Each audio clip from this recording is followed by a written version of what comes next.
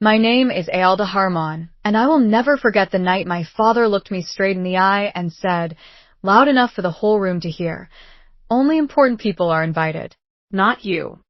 The laughter around him stung worse than the words. He wasn't joking. He meant it.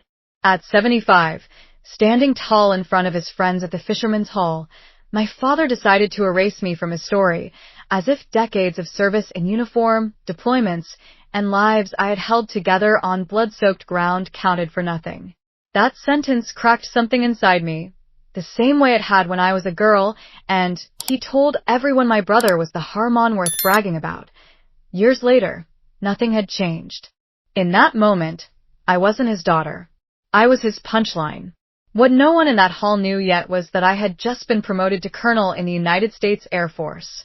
And what my father had tried to keep small was about to be pulled into the light in front of everyone he'd worked so hard to impress.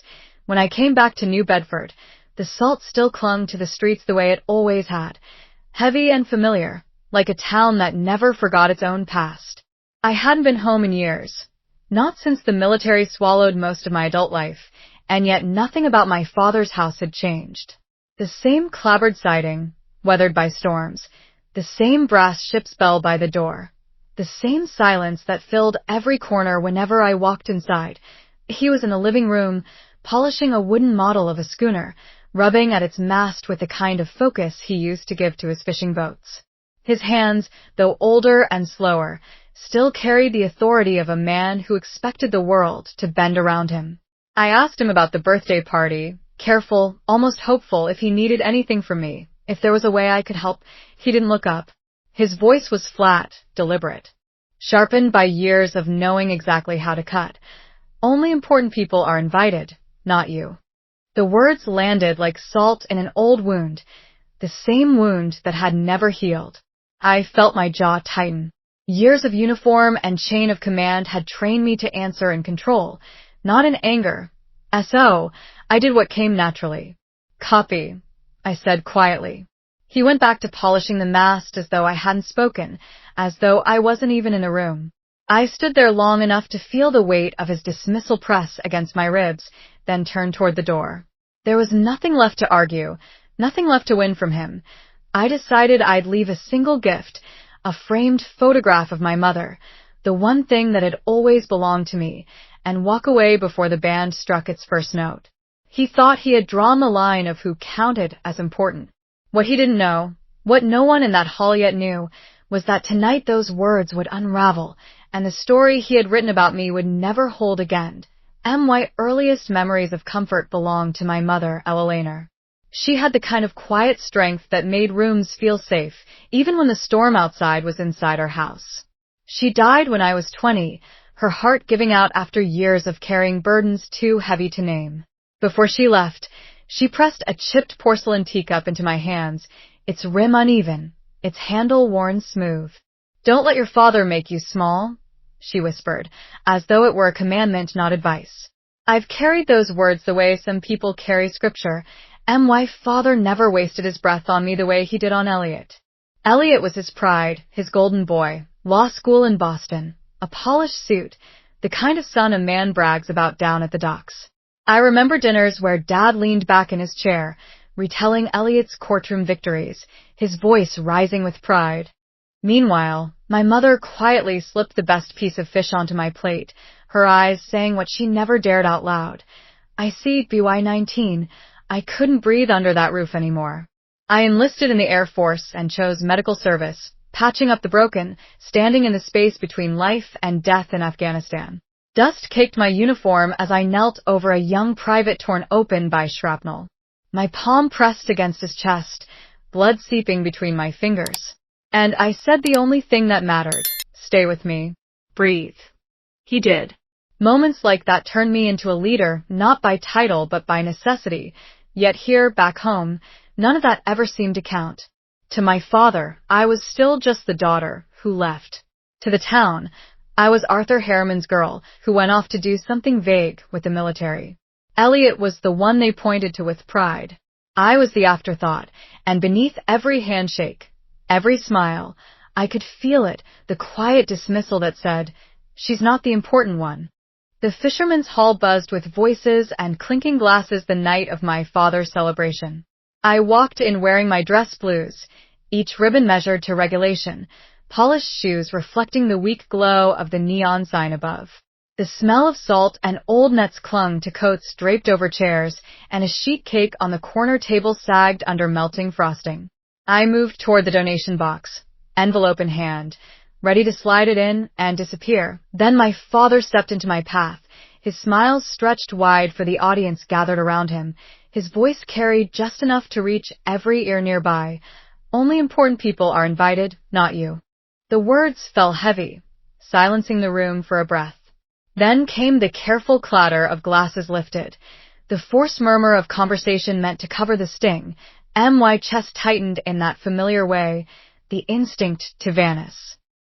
Before anyone else felt awkward on my behalf. My hand brushed against the challenge coin in my pocket, the metal warm from my grip, a reminder of who I really was.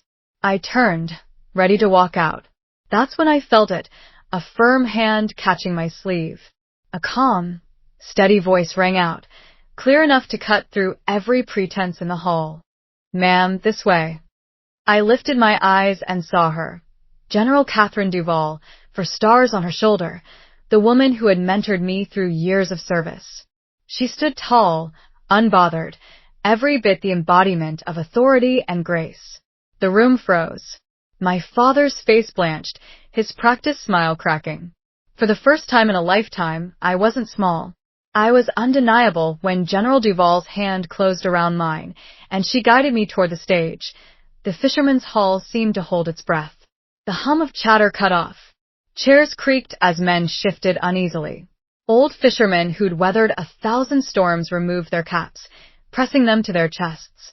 A few younger men straightened their ties, as if neatness might shield them from the shift in air.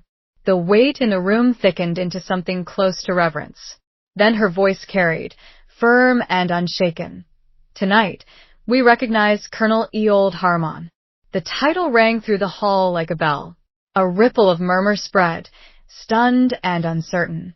Then came a sound that cut deeper than applause, the sharp cacophony of glass against wood as a veteran at the back tapped his mug in quiet tribute. The room fell still again, as if acknowledging a truth too large to ignore. Across the tables, my father sat stiff, his mouth twisting into that half-smile he wore when he thought he was clever. "Well," he said, loudly enough for his circle of friends, "looks like she fooled some people in Washington." But no laughter followed. The joke collapsed into silence, hanging in the air like smoke. No one wanted to breathe. He looked around, waiting for support, but found none. That was the moment the ground shifted. The narrative he had clung to for years slipped out of his hands. For the first time, the story of my life was no longer his to tell. It was mine, spoken aloud, undeniable, sealed in the respectful quiet of the people who had heard it. General Duval wasn't finished.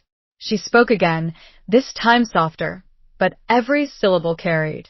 She announced the creation of the Ella Harmon Memorial Scholarship, named for my mother, to help children of service members pursue their future. The words struck like a tide, pulling me back. I saw my mother's gentle smile, felt the chipped porcelain rim of her teacup against my fingers, heard her whisper, "Don't let your father make you small." The hall stirred. Some people nodded in approval, others exchanged glances. And then Elliot rose abruptly, his chair scraping the wooden floor like a warning. His voice was sharp, almost triumphant in its bitterness. "This night belongs to Dad, not you. You always have to steal the spotlight." Gasps, whispers. The low rumble of discomfort swirled through the room. A few of my father's friends clapped Elliot on the shoulder, their loyalty quick and shallow. Others turned their eyes toward me, searching, weighing. I steadied myself the only way I knew how. My thumb pressed against the challenge coin in my pocket, its edges biting into my skin, the same grounding ritual I had used in combat under fire when panic clawed at the edges of my vision. My breath slowed. General Duval didn't raise her voice. She simply turned her head and fixed Elliot with a look that had silenced rooms filled with generals. No words, just her gaze. And under that weight, my brother's tone faltered, his chest rising shallow, his voice shrinking into itself. But the damage was done. The room had split open. Some aligned themselves with my father and brother, clinging to the old story of who mattered and who did not. Others leaned subtly toward me, toward the truth that had finally been spoke. And aloud, the private fracture of my family had become a public fault line. What had once been whispered behind closed doors now flared in the open, and the whole town was forced to pick a side. After Elliot's outburst, the hall hung heavy with silence, the kind that pressed down like a ship's anchor in rough seas. Every cough, every shuffle of feet felt amplified in the void. Mr. Tate, president of the Fishermen's Association, cleared his throat and stepped to the microphone. His words landed with the weight of duty. My father would join the stage to take part in the pinning ceremony, to place the eagle insignia that marked my new rank. My father rose stiffly, every eye in the room following him as he walked forward. When the small box was placed in his hands, I caught the tremor that ran through his fingers. For a moment, his gaze drifted past me, past the crowd, into some memory he couldn't shake. I imagined what he saw, my mother in our kitchen years ago, standing between us, telling him to let me choose my own path. Still, he tried to resist, leaning toward his closest friends. His voice dropped to a rasp. Just a show, nothing more. A few heard it, their expressions faltering, but there was no stopping what came next. He lifted the eagle and pressed it against the velvet board. The pin slid into place with a soft snap, and the hall froze. The only sound was the ceiling fan's tired whine, spinning above us like a reminder of time itself. In that moment, my father was no longer the man in control of the story. He had become what he had always refused to be, just another witness, forced to acknowledge a truth he could not bend. The silence cracked when Elliot leapt back to his feet, his voice sharper than a blade. Her military career is nothing but paperwork. Lawyers, real lawyers, are the ones who defend justice. His words sliced through the air, and I saw my father. Head bob in agreement, a faint nod as if to seal his son's verdict. Then came a sound I didn't expect. A chair scraped back, and an old veteran rose. His face was a map of scars and weather, his hands shaking slightly as he leaned on the table, but his voice low, gravelly, carried clear. I saw her save men in Afghanistan. That's justice, too. He tapped his mug twice against the table. Cack, cack. The sound rang like a gavel, final and unyielding. The effect was immediate. Pastor Miller breathed out an unplanned amen. A few fishermen nodded in agreement.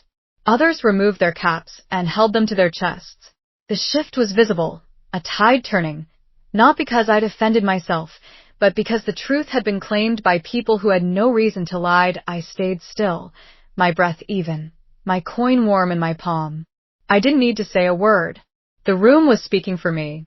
My father tried for a smile, but it trembled at the edges. Elliot's face darkened, his fists curling tight, fury rolling off him in waves. Yet around them, the town no longer looked their way. Revenge, when it came, was quiet. It wasn't mine to declare.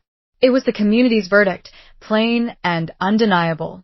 In their silence and their nods, my father and brother were pushed to the edges, outsiders in their own story. And for the first time, I stood in the center, unchallenged. General Duval stepped up to the microphone, her posture as unshakable as the stars stitched into her shoulder boards. Her voice carried through the hall with clarity that left no space for doubt. By authority of the United States Air Force Personnel Center, Colonel Isolde Harmon is hereby recognized. The opening bars of the national anthem rose, and the room followed instinctively. Chairs scraped back. Men and women stood tall. Old fishermen who had never set foot on a parade ground removed their caps with trembling hands. Their chests expanded and tightened under palms pressed firm, the reverence plain in every bowed head. Near the stage, the frame of my mother's photograph rested. On a small table lit by a single candle. Eleanor's smile, soft and steady, looked out over the gathering as though she herself had orchestrated this night. My gaze locked on hers, and for a moment, It felt as if she was there beside me, her whisper threading through the music. Don't let him make you small. Then it was my father's turn. They handed him the eagle insignia, silver glint catching the light. His hand shook as he reached forward, fingers brushing the edge of my uniform. Slowly, he pinned it to my chest. He lowered his head, and the words slipped out, thin and broken, nothing like the boastful man who had mocked me hours earlier. Well, I'll be. The silence that followed was weightier than any applause, until it cracked open, and the hall erupted in clapping, long, sustained, undeniable. It rolled over me like a tide. I didn't need to speak, didn't need to defend or explain. The truth was already standing tall in that room, and my father, the man who had spent a lifetime dismissing me, had just become the unwilling witness to it.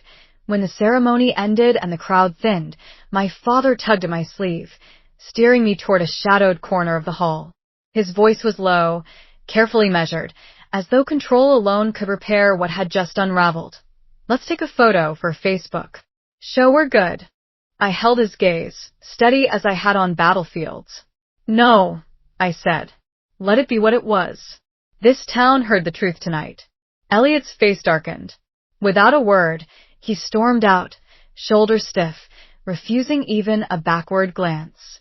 My father stood rooted, his head bowed. No quick joke left to offer. For the first time, he looked small to me.